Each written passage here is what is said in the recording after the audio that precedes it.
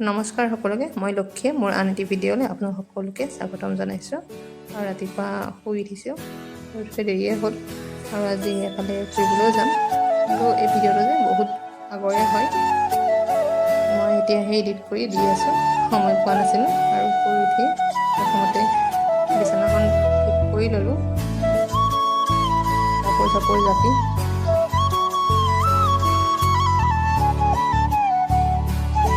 আৰু এয়া ৰুম চফা কৰা হৈ গ'ল। আৰু এতিয়া অলপ গৰম পানী খাই লওঁ খালী পেটতে ৰাতিপুৱা।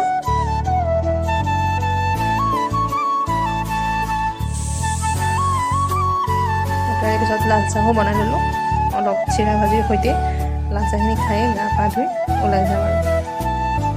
আৰু গা পা ধুই আহি প্ৰথমতে ভগৱানৰ ওচৰত ধূপ লগাই সেৱা জনাই ল'লোঁ। আৰু তাৰে পিছতে মই যাবলৈ ৰেডি হৈ গ'লোঁ। ব'লক লোকেশ্যনত লগ পাম। আৰু এয়া আহি পাই গ'লোঁ লোকেশ্যন।